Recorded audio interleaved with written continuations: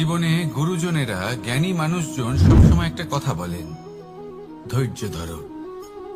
শুধুমাত্র দুটো শব্দ, কিন্তু কতটা বিশাল সেটা বোঝার চেষ্টা করুন।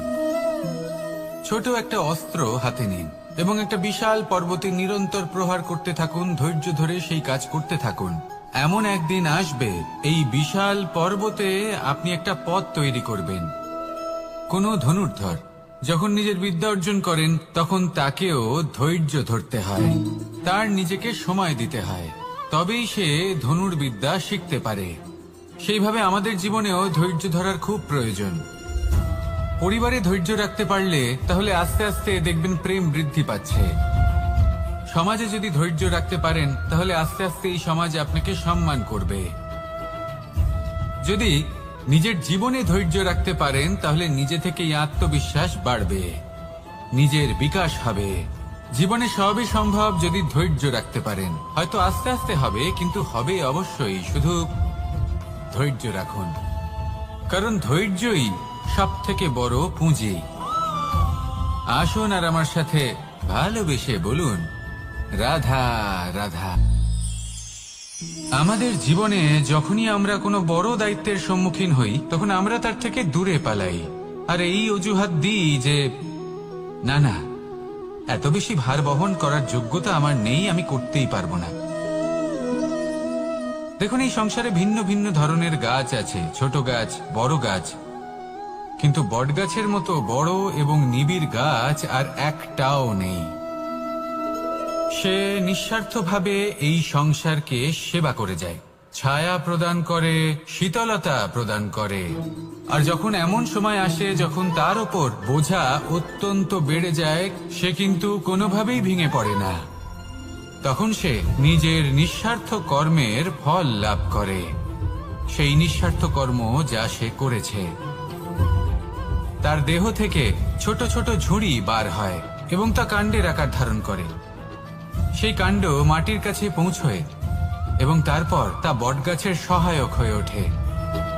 সে ভেঙে পড়ে যায় না। এইভাবে আপনিও জীবনে নিঃস্বার্থভাবে সবার সেবা করুন, ভালোবাসুন, সবাইকে সাহায্য করুন।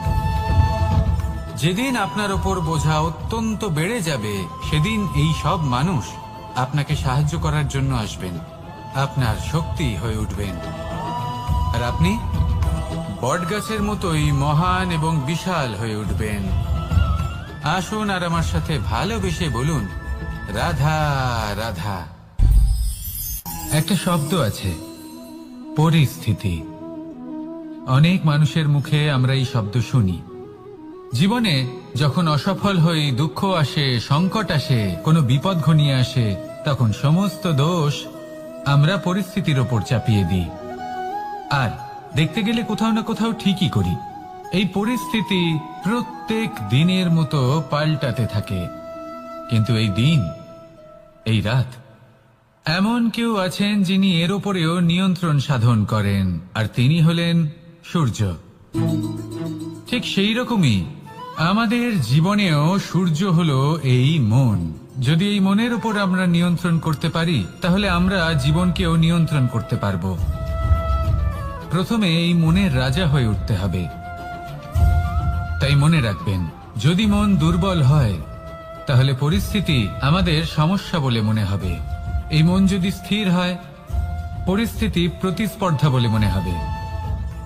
আর এই মন যদি শক্তিশালী হয়ে ওঠে, তাহলে যে কোনো পরিস্থিতি আপনার কাছে একটা সুযোগ মাত্র, এমন এক সুযোগ যাতে অগ্রসর হয়ে আপনি মহান হয়ে উঠতে পারেন। এই মনের শক্তির বৃদ্ধি ঘটান, মহান হয়ে উঠুন, আর আমার সাথে ভালোবেসে বলুন, রাধা রাধা। খুব সুন্দর একটা কাহিনী আছে। একবার এক ব্যক্তি নিজের অসফলতার জন্য ত্রস্ত হয়ে সময় দেবতার তপস্যা করতে বসলেন। উনি তপস্যা করলেন এবং সময় দেবতা প্রসন্ন হলেন, মানুষের রূপ ধারণ করে ওনার সামনে প্রকট হলেন। এবার সেই ব্যক্তি ওনাকে জিজ্ঞেস করলেন যে কি এমন আছে যার জন্য আপনি বারবার জয়ী হন আর আমি চিরকাল পরাজিত হয়ে থাকি? কেন এত পরিশ্রম করা সত্ত্বেও আমি সাফল্য লাভ করতে পারি না? তখন সময় দেবতা উত্তর দিলেন যে দিন হোক বা রাত, ঝড় হোক বা ভূমিকম্প, রোদ হোক বা বৃষ্টি হোক, সময়ের সূত্রপাত হোক বা প্রলয়, আমি থামি না, আমি চলতেই থাকি। আর সেই জন্য যিনি থেমে যান তিনি পরাজিত হন, আর আমি জয়ী হই। এটাই আমাদের শিখতে হবে। জীবনে সবসময় চলতে থাকুন, কখনো থামবেন না। হ্যাঁ, কিছুক্ষণের জন্য বিরতি নিতে পারেন, বিশ্রাম করার জন্য, নিজেকে আরো সশক্ত করে তোলার জন্য, কিন্তু থেমে যাবেন না। নিরন্তর কর্ম করতে থাকুন, পরিশ্রম করতে থাকুন, তবেই এই সংসার আপনাকে মনে রাখবে। আসুন আমার সাথে ভালোবেসে বলুন, রাধা রাধা। মানুষ তার জীবনে দুই ধরনের পরিস্থিতিকে খুব ভয় পায়। এক, কোনো কারণবশত কারোর সামনে নত হওয়া। দুই, কোনো কারণে নিজের চরিত্র থেকে, নিজের মূল্যবোধ থেকে বিচ্যুত হওয়া। এবার কেন হয় এরকম যে কথায় কথায় কারোর সামনে নত হতে হয়?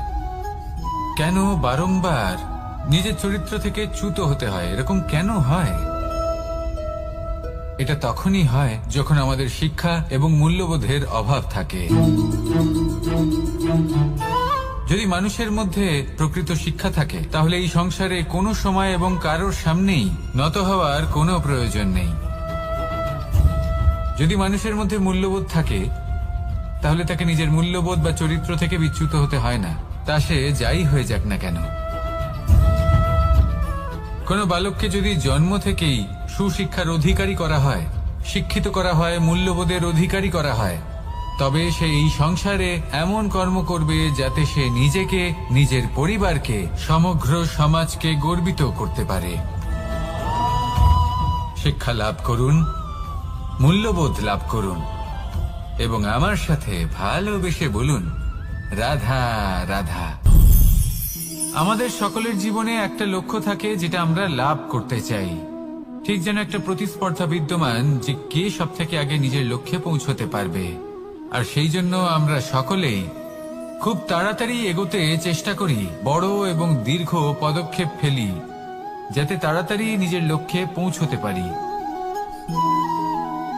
কিন্তু এক অত্যন্ত গুরুত্বপূর্ণ বিষয় আছে, সবসময় লক্ষ্য সামনে থাকবে না, কখনো কখনো তা খুঁজতে হয়। এই যাত্রা খুব কঠিন হতে পারে, আর ঠিক এই কারণেই সবসময় দ্রুত গতিতে চলা বা তাড়াতাড়ি পথে চলা সেটা আবশ্যক নয়।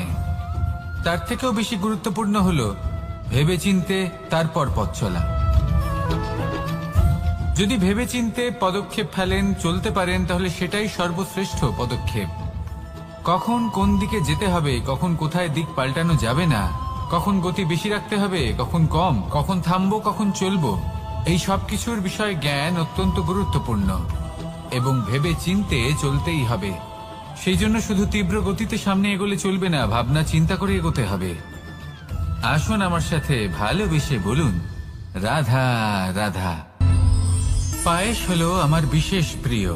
এর মধুর স্বাদ মনকে প্রফুল্ল করে তোলে।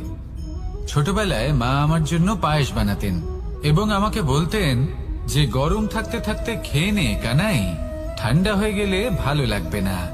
কিন্তু আমিও দুষ্টু ছিলাম, ঠান্ডা হওয়া পর্যন্ত অপেক্ষা করতাম, আর ঠান্ডা হয়ে যাবার পরে মার কাছে যেতাম আর ওনাকে বলতাম যে মা, পায়েস তো ঠান্ডা হয়ে গেছে, এটা গরম করে দিন। তখন মা হাসতেন আর বলতেন যে পায়েস না হয় আমি আবার গরম করে দেব কানাই, কিন্তু এর মধুর স্বাদ, সেই মিষ্টত্ব, সেই সুবাস, সেটা আবার ফিরে আসবে না। কথাটা সত্যি, আর এই সত্যটাই আমাদেরও জীবনের সত্য। আমাদের জীবনের মধুর সম্পর্কগুলি, এতে যখন কটুভাব প্রবেশ করে তখন সেই মিষ্টত্ব ফিরিয়ে আনা প্রায় অসম্ভব ব্যাপার হয়ে যায়। আপনি চেষ্টা করে সেই সম্পর্ক ঠিক করতেই পারবেন, তার জন্য অগাধ পরিশ্রম করতে হবে, কিন্তু আবার সেই মিষ্টত্ব কখনো ফিরে আসবে না। সেই জন্য আপনার জীবনের যে মধুর সম্পর্ক আছে, যতটা সম্ভব চেষ্টা করুন তাতে মিষ্টত্ব বজায় রাখতে। কটুভাব আসতে দেবেন না। আসুন আর আমার সাথে মধুর স্বরে বলুন, রাধা রাধা। শব্দ, শব্দ আসলে কি? শুধুই কয়েকটি অক্ষরের সমষ্টি, নাকি আমাদের বাণী? এই শব্দ এমন এক শক্তি যা কাউকেই নিজের বশবর্তী করে ফেলতে পারে। শব্দ এমন এক অস্ত্র যা কাউকে ক্ষত বিক্ষত করে দিতে পারে। এই শব্দ হলো একটি নাদ স্বরূপ যা কোনো ঘুমন্ত ব্যক্তিকেও জাগিয়ে তুলতে পারে এবং নিজের লক্ষ্যের দিকে অগ্রসর করতে পারে। শব্দে এত শক্তি আছে যে কারোর মনে এতটা আঘাত দিতে পারে যে সে হয়তো জীবনে আর কখনো এগোতেই পারল না। তাহলে এই শব্দের প্রয়োগ খুব ভেবেচিন্তে করবেন। এবং এই শব্দের মতোই হলো নীরবতা। অনেক সময় এই নীরবতা আমাদের সহায়ক হয়ে ওঠে। অনেক সময় এটা আমাদের অনুশোচনাকে অনেক বেশি বাড়িয়ে তুলতে পারে। ভীষ্ম পিতামহ, অঙ্গরাজ কর্ণ যখন দ্রৌপদীর বস্ত্রহরণ হচ্ছিল তখন এনারা নীরব ছিলেন। দুর্যোধনের বিরোধিতা করেননি, ওকে বাধা দেননি। আর তারপর কি হলো সেটা আপনারা সকলে জানেন। দেখতে গেলে নীরবতা চুপ করে থাকা, কিন্তু যদি কোনো দুষ্টের সামনে চুপ করে থাকেন, যদি তার বিরোধিতা না করতে পারেন, তাহলে এই নীরবতাই অনেক বড় পাপের আকার ধারণ করে। মনে রাখবেন আর আমার সাথে ভালোবেসে বলবেন, রাধা রাধা। আভূষণ। কার না ভালো লাগে এই আভূষণ? আমরা পরিশ্রম করি, ধন অর্জন করি আর আভূষণ কিনে থাকি, কখনো নিজের জন্য, কখনো বা তাদের জন্য যাকে আমরা ভালোবাসি, বা তাদের জন্য যাকে আমরা সম্মান করি। হয়তো সেই জন্যই সীতা চূড়ামণি ধারণ করেছিলেন এবং আমি সামন্তকমণি। কিন্তু এটাই কি সেই প্রকৃত আভূষণ যা আপনার মূল্য বৃদ্ধি করে? না। শ্রীরামের আভূষণ হলো ওনার নম্র ভদ্র ব্যবহার। মাতা সীতার আভূষণ হলো ওনার সততা, ওনার নিষ্ঠা, ওনার ত্যাগ। অর্জুনের আভূষণ ছিল ওনার একাগ্রতা। রাধার আভূষণ ওনার প্রেম। এই আভূষণ কোথাও নেই, আপনার মনে আছে। যদি আপনার মনে মিষ্টতা থাকে, তা শান্ত হয়, তাতে সততা থাকে, নিষ্ঠা থাকে এবং প্রেম থাকে, তাহলে আপনার অন্য আর কোনো আভূষণের কোনো প্রয়োজন নেই। আপনি যতই ভিড়ের মাঝে থাকুন, আপনার ঔজ্জ্বল্য চোখে পড়বে। আসুন আর আমার সাথে ভালোবেসে বলুন, রাধা রাধা। এই সংসারের সবথেকে বড় সত্যি হলো জন্ম এবং মৃত্যু। কিন্তু আরো বড় একটা সত্য আছে, মিত্র এবং শত্রু, যা আমাদের সকলের জীবনে থাকে। মিত্র সে যে আমাদের সঙ্গ দেয় এবং সংসারের সবথেকে উঁচু শিখরে আমাদের নিয়ে যায়, এবং শত্রু সে যে যে কোনো মুহূর্তে যে কোনো শিখর থেকে আমাদের নিচে ফেলে দিতে পারে। এবার বিচিত্র ব্যাপার হলো এটাই যে আমরা নিজেরাই এদের সাথে নিয়ে চলি, নিজেরাই এদের পালন করি। তা কি করে? প্রথমে বুঝুন এই মিত্র এবং শত্রু কারা। আপনার নিজের মন, আর কেউ নয়। এই মনই হলো মিত্র যখন তাতে ভারসাম্য বজায় থাকে, তা নিয়ন্ত্রিত থাকে, তা পবিত্র হয়। কিন্তু যদি এই মন অনিয়ন্ত্রিত হয়ে পড়ে, যদি আপনাকে সে নিয়ন্ত্রণ করতে শুরু করে, তখন সেই আপনার সবথেকে বড় শত্রু হয়। সেই জন্য এই মনের ওপর নিয়ন্ত্রণ রাখতে শিখুন, এতে ভারসাম্য বজায় রাখতে শিখুন। তাহলে আপনি এমন এক বন্ধুকে পাবেন যে আপনাকে এই সংসারের শিখরে পৌঁছে দেবে। আসুন আমার সাথে ভালোবেসে বলুন, রাধা রাধা। ঈশ্বর আসলে কে? সংসারের বেশিরভাগ মানুষের কাছে ঈশ্বর হলেন এই সংসারের রচয়িতা, পালনকর্তা। কারোর কাছে উনি জ্ঞাতা, কারোর কাছে উনি হলেন আস্থার প্রতীক, আবার কারোর জন্য শুধুমাত্র অন্ধ বিশ্বাস।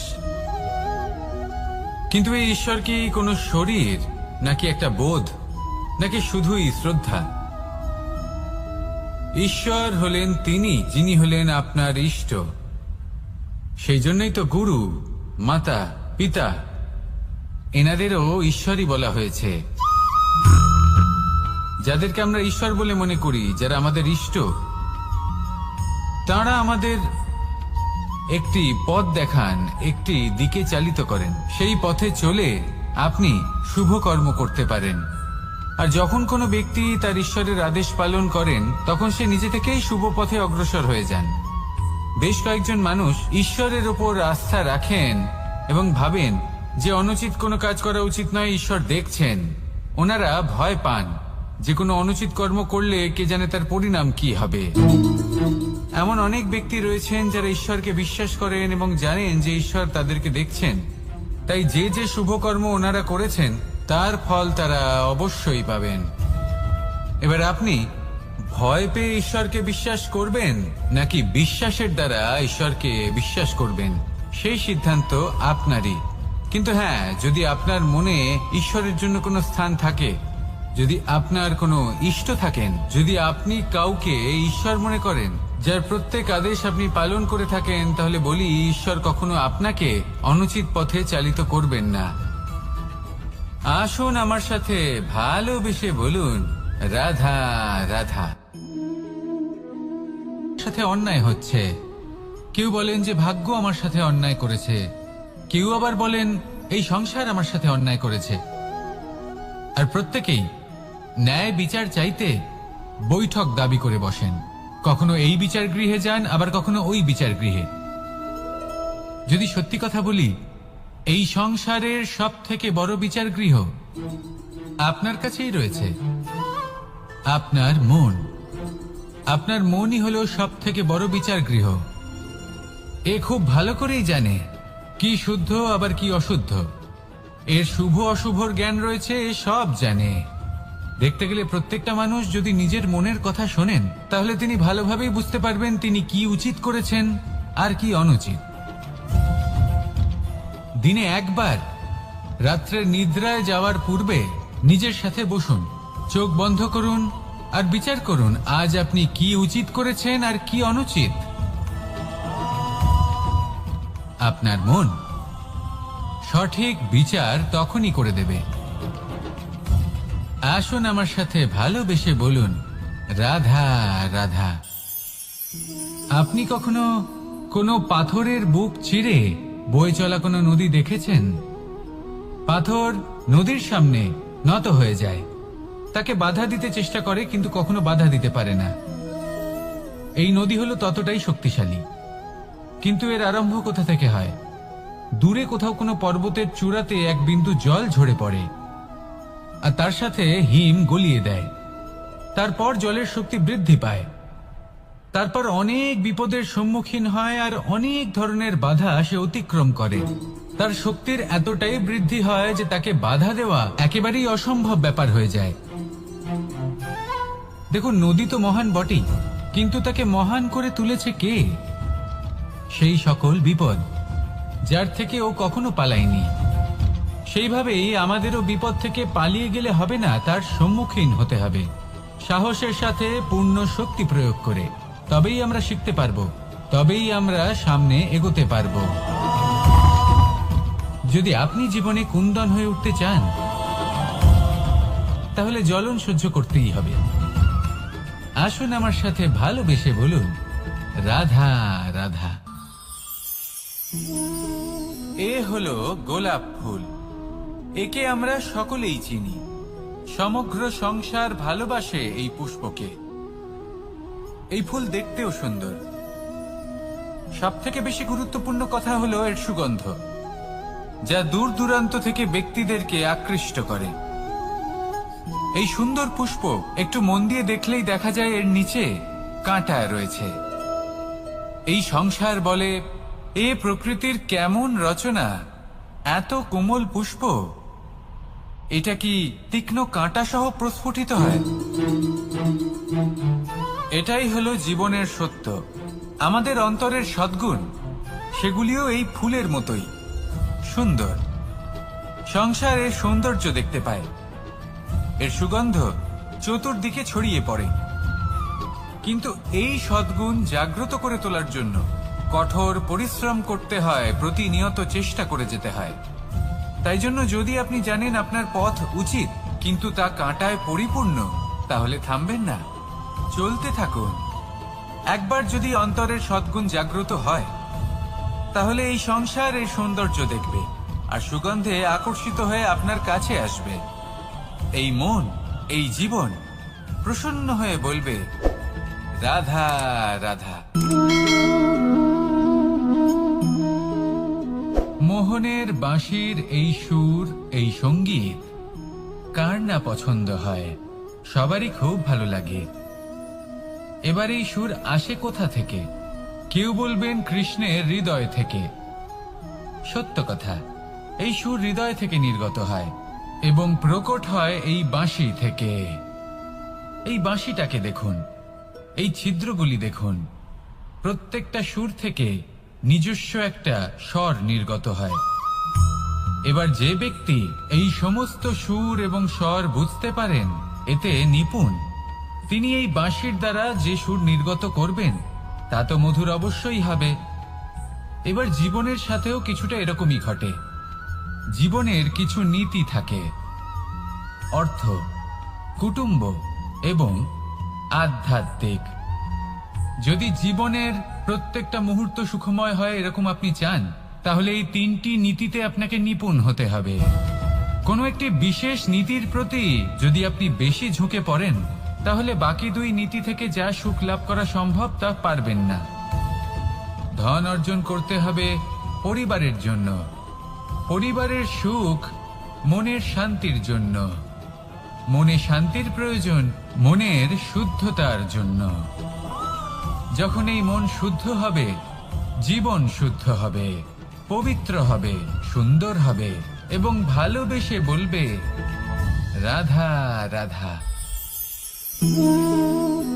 জল, এ হলো জীবনের আধার পঞ্চতত্ত্বের মধ্যে একটি, আর অত্যন্ত বিশেষ। এর থেকে অনেক বড় শিক্ষা পাওয়া যায়। এই জল, গন্তব্যের বিষয়ে এর স্পষ্ট ধারণা আছে। ও জানে ওর লক্ষ্য কি, আর প্রয়াস করে ততদূর সে পৌঁছেও যায়। এটি পর্বত থেকে বয়ে নিচে নেমে আসে, নদীর সাথে সমাহিত হয়ে তার সাথে বয়ে চলে, চিরসবুজ বনানী গড়ে তোলে, প্রাণীদের তৃষ্ণা নিবারণ করে, সামনে এগিয়ে চলে, মানুষের সাথে মিলিত হয়। যারা একে বাঁধের মধ্যে বেঁধে রাখতে চেষ্টা করে, সে বন্দি দশাতেও থেকে যায়, মানুষের কল্যাণ করে।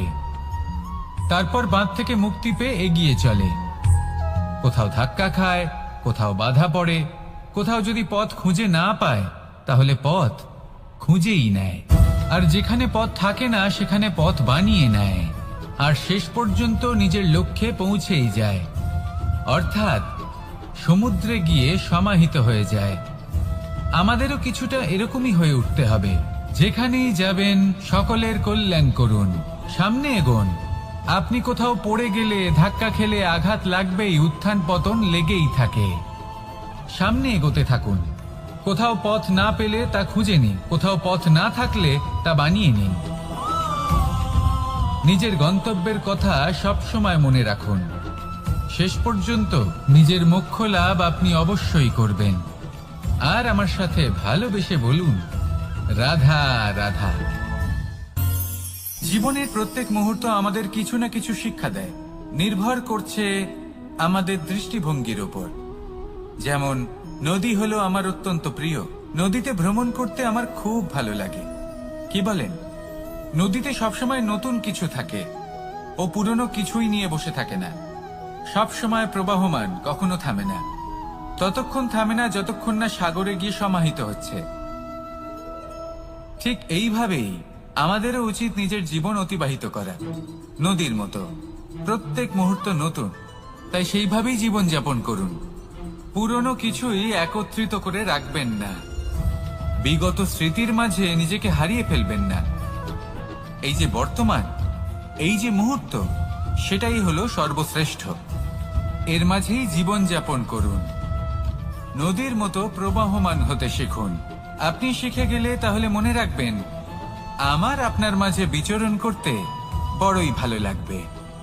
যে ব্যক্তি আনন্দের সাথে জীবনের প্রত্যেকটা মুহূর্ত অতিবাহিত করে কোনো চিন্তা ছাড়াই, প্রবাহমান হয়, কখনোই থামে না, যতক্ষণ না মুক্তি লাভ করছেন, এমন ব্যক্তির মধ্যেই রাধাকৃষ্ণ বসবাস করেন। তাহলে আসুন আমার সাথে ভালোবেসে বলুন, রাধা। ধরনের গাছ আছে, অসংখ্য ধরনের প্রজাতি আছে। কিছু গাছ পাতা দিয়ে থাকে, কিছু ফুল, কিছু ফল। কেউ ছায়া প্রদান করে, কেউ শীতলতা প্রদান করে, কেউ নিজেকে খুব কষ্ট দিয়ে এই সংসারের বিকাশে সহায়ক হয়ে ওঠে। কিন্তু এই সবার মধ্যে একটা বিষয় কিন্তু সমান। এরা প্রত্যেকেই পাতা ছাড়া, ফুল ছাড়া, ফল ছাড়া জীবিত থাকতেই পারে, কিন্তু কোনো বৃক্ষই শিকড় ছাড়া বেঁচে থাকতেই পারে না। এটাই হলো রাধার। ঠিক সেইভাবেই আমাদের জীবনে শক্তি হোক, ধন হোক বা সাফল্য হোক, আমাদের বা আমাদের পরিবারের প্রসন্নতাই হোক, এই সব কিছুর আধার হলো, সবকিছুর মূল হলো পরিশ্রম। তাই জীবনে চিরকাল পরিশ্রম করতে থাকুন। যদি আপনি জীবনে মহান হবার পথে অগ্রসর হতে চান, তাহলে পরিশ্রম করুন। এই পরিশ্রম দ্বারাই নিজের পরিবারকে প্রসন্ন করুন, নিজের বন্ধুদের প্রসন্ন করুন, এই সমাজকে গর্বিত করুন। আসুন আমার সাথে ভালোবেসে বলুন, রাধা রাধা। কখনো কোনো বাগানের কোনো বৃক্ষকে দেখেছেন যেখানে সুগন্ধি ফুল থাকে, রসালো ফল থাকে?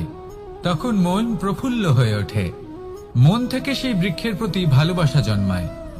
কিন্তু যিনি বাগানের মালিক, শুধুমাত্র তিনিই জানেন যে কিভাবে এই বৃক্ষকে আগলে রাখতে হয়, কিভাবে তার পরিচর্যা করলে এতে সুন্দর সুগন্ধি ফুল হবে, রসালো ফল হবে। কখনো কখনো প্রয়োজনের থেকে বেশি রোদ পেলে এই বৃক্ষগুলি শুকিয়ে যায়, প্রয়োজনের থেকে কম রোদ পেলেও এই বৃক্ষ কিন্তু শুকিয়ে যায়। প্রয়োজনের থেকে কম জল যদি পায়, এই বৃক্ষ শুকিয়ে যেতে পারে। প্রয়োজনের থেকে অতিরিক্ত জল যদি পায়, তখনও এই বৃক্ষের শিকড়গুলি নষ্ট হয়ে যেতে পারে। এবার এটাই কিন্তু আমাদের সংসারের সাথেও হয়। আমাদের সংসারের সকল প্রতিভাশালী ব্যক্তি, যেমন লেখক, বিচারক, প্রবক্তা, যোদ্ধা, এদের সবার ক্ষেত্রে এই কথাটাই প্রযোজ্য। যদি বেশি প্রশংসা করা হয়, তাহলেও এরা হারিয়ে যাবেন। প্রয়োজনের থেকে বেশি যদি নিন্দা করা হয়, তখনও তারা নত হয়ে পড়বেন। তাহলে আপনি এদের রক্ষা করুন এবং নিজেদেরও। মনে রাখবেন একটা কথা, জেনে রাখুন কখন কোন নিন্দায় আপনি লজ্জিত হবেন না, আর কখন কোন প্রশংসার দ্বারা নিজের মধ্যে অহংবোধ জাগ্রত করবেন না। এই মন সুপ্রসন্ন হয়ে বলবে, রাধা রাধা। যদি আমি কোনো বনে যাই, কোনো নির্জন বনে, সেই বনের বিষয়ে, সেই পথের বিষয়ে, গাছপালার বিষয়ে, পশুপক্ষীর বিষয়ে আমার যদি কোনো জ্ঞান না থাকে, সেই বনের ক্ষুদ্র থেকে ক্ষুদ্রতর অংশের বিষয়ে যদি আমার কোনো জ্ঞান না থাকে, তাহলে হতেই পারে সেই বনে কোথাও আমি হারিয়ে যাব। হয়তো এমন ভাবে হারিয়ে যাব, কোনোদিনও বাইরেই বেরোতে পারবো না। তাই সেই বনের বিষয়ে জ্ঞান লাভ করা আবশ্যক। এটাই হলো শিক্ষা। জীবনে বেশিরভাগ মানুষই কেন অসফল হন? ওনারা একটা লক্ষ্য স্থির করেন, কিন্তু সেই পথের বিষয়ে তারা পর্যাপ্ত জ্ঞান অর্জন করেন না। সেই পথে কি বিপদ আসতে পারে প্রত্যেকটা পৃষ্ঠার জ্ঞান তাদের নেই, আর সেই জন্যই তারা অসফল হন। আপনি জীবনে যখনই কোনো লক্ষ্য স্থির করবেন, কোনো লক্ষ্য সাধন করবেন, পরিকল্পনার সাথে সেই পথে অগ্রসর হন। সেই পথকে বোঝার চেষ্টা করুন, সেই পথের বিপদ সম্পর্কে জ্ঞান লাভ করুন, সবকিছু জানার চেষ্টা করুন, অজানা তথ্য আহরণ করুন, আর তারপর সেই লক্ষ্যের প্রতি নিজেকে সমর্পিত করুন। তবেই আপনি সাফল্য লাভ করবেন। আর এই মন প্রসন্ন হয়ে বলবে, রাধা রাধা। আপনি নিশ্চয়ই কখনো অনুভব করেছেন, যদি কোনো নির্মল ব্যক্তির কাছে গিয়ে বসেন, তাহলে মনে নির্মল অনুভূতি হয়, এই মন শান্ত হয়ে যায়। সেইখানেই কোনো দুশ্চরিত্র মানুষের কাছে গিয়ে বসলে এই মন বিচলিত হয়ে যায়। কারণটা কি? কারণ যে ব্যক্তি নির্মল মনের, তিনি সবার মধ্যে নির্মলতা ছড়িয়ে দেন। আমাদের অন্তরে যা থাকে, আমরা সেটাই সবার মধ্যে বিতরণ করি। যদি আপনি এই সংসারে শুভ বোধ ছড়িয়ে দিতে চান, তাহলে প্রথমে শুভ গ্রহণ করুন, তা অর্জন করুন। এই সংসারে জ্ঞানের শক্তি লাভ করুন, আর সেই জ্ঞানের শক্তি সংসারে বিতরণ করুন। শান্তি এবং সন্তোষ প্রদান করুন। কারণ যেমন বীজ এই সংসারে বপন করবেন তেমনই ফল আপনি লাভ করবেন। যেমন দেবেন তেমন ফিরেও পাবেন। এই সংসারে জ্ঞান প্রদান করুন, শান্তি প্রদান করুন, সন্তুষ্টি প্রদান করুন। এই সংসারে ভালোবাসা বিতরণ করুন। আর এই প্রেম ভাব নিয়েই বলুন, রাধা রাধা। এই সংসারে দুই ধরনের মানুষ দেখা যায়, এক সরল, দুই জটিল। এবার এই যে সরল ব্যক্তি থাকে তাদের এই সমাজ দুর্বল মনে করে। এমনিতে দেখতে গেলে জলও সরল, বায়ুও সরল। ওনারা যেদিকে চাইবেন প্রবাহিত হতে পারেন, এনাদের যে আকার দেবেন সেটাই ধারণ করবেন।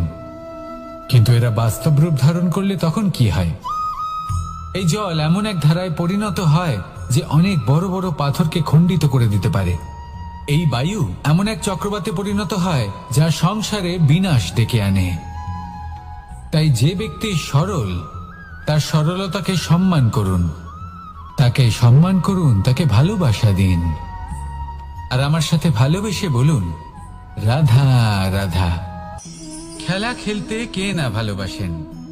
আমরা প্রত্যেকেই যখন সময় পাই, সুযোগ পাই, তখনই আমরা কোনো খেলা খেলি।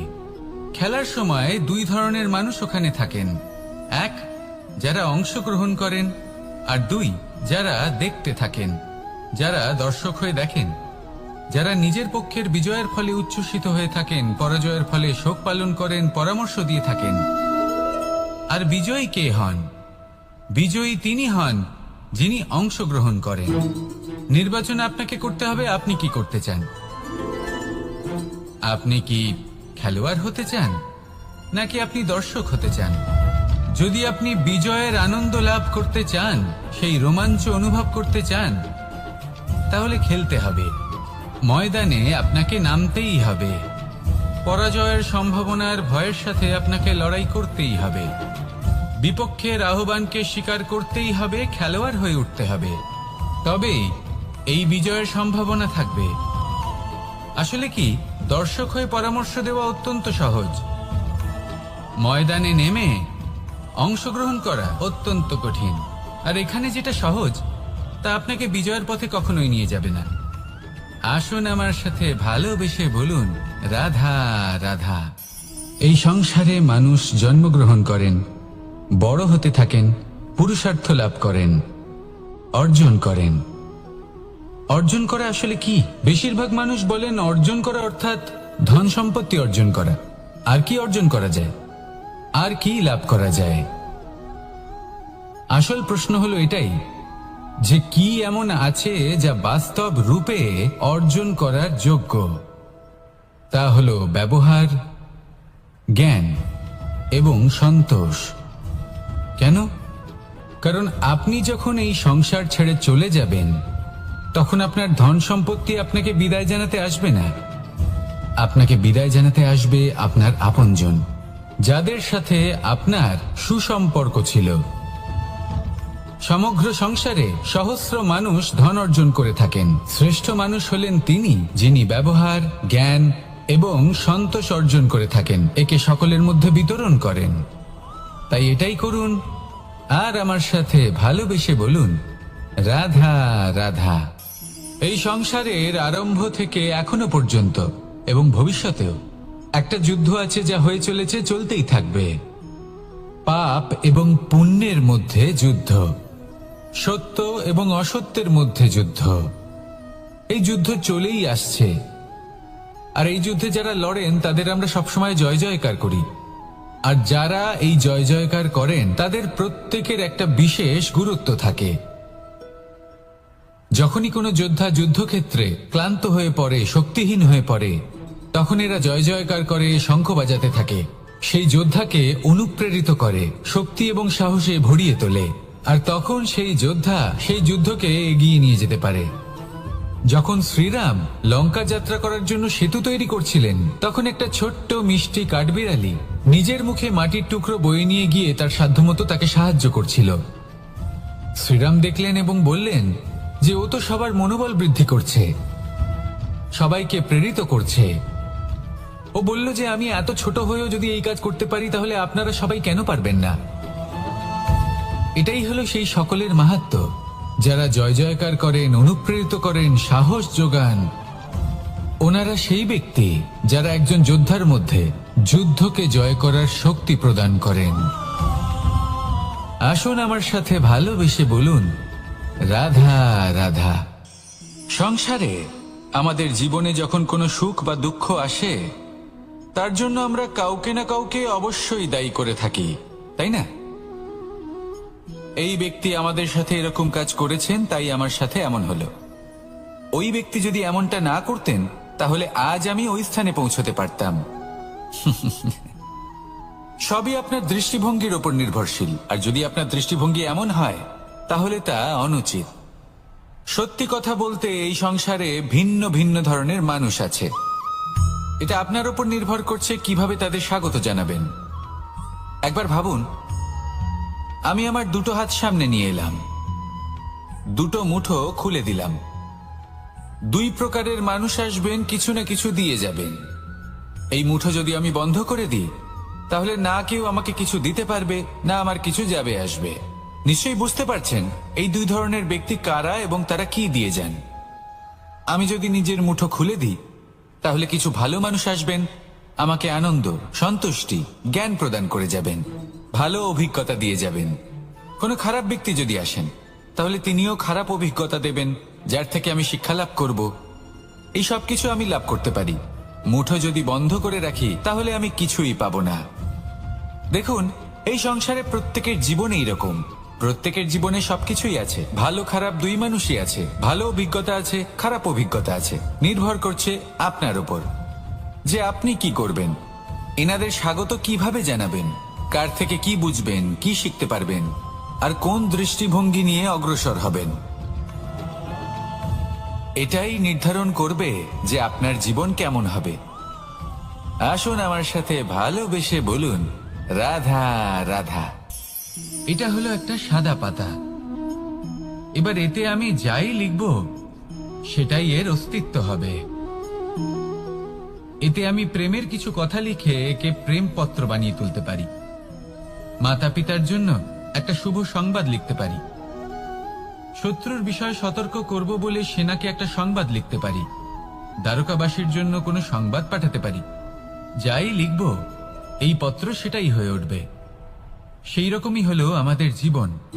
আমরা যেমন কর্ম আমরা করব, আমাদের অস্তিত্ব এবং ব্যক্তিত্ব ঠিক তেমনই হয়ে উঠবে। যদি আপনি একটা অসাধারণ, উজ্জ্বল এবং সম্মানজনক জীবনযাপন করতে চান তাহলে তার একটা রহস্য আপনাকে বলি। যেমন কথন হবে, কর্ম তেমন হবে। অর্থাৎ যতটুকু বলেছেন ততটুকুই করুন, আর যতটুকু করেছেন ততটুকুই বলুন। এই একটা নিয়ম যদি আপনারা পালন করেন তাহলে এই সংসারের সমস্ত পণ্ডিত আপনাকে অবশ্যই সম্মান করবেন। তাহলে এটাই করুন আর আমার সাথে ভালোবেসে বলুন, রাধা রাধা। কখনো কোনো পাখিকে দেখেছেন?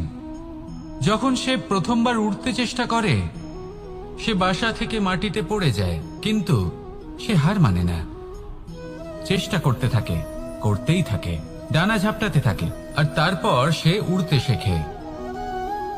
গোল শালগ্রাম শিলাকে দেখুন, পর্বত থেকে খসে পড়ে, ধাক্কা খায়, জলের প্রবাহ দ্বারা ঘর্ষিত হয়, তারপরে তা শালগ্রামে পরিণত হয়।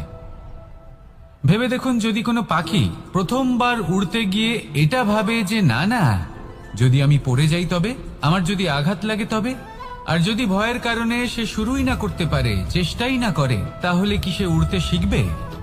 কখনোই নয়। এটাই আমাদের শিখতে হবে, প্রারম্ভ করতে হবে। তা অত্যন্ত গুরুত্বপূর্ণ। যখন আমরা কিছু শুরু করি তখন ভয় করে, কিন্তু যদি এটা না করেন জীবনে কখনো সামনে এগোতেই পারবেন না। হতেই পারে প্রারম্ভ করার পরে আপনি পড়ে যাবেন, বারবার নিচে পড়ে যাবেন, কিন্তু যদি নিরন্তর চেষ্টা করতে থাকেন তাহলে একদিন না একদিন আপনি অবশ্যই সফল হবেন। এই শুরু করাটাই সব থেকে বেশি কঠিন। এর দ্বারা ভয়ভীত হবেন না। আসুন আর আমার সাথে ভালোবেসে বলুন, রাধা রাধা।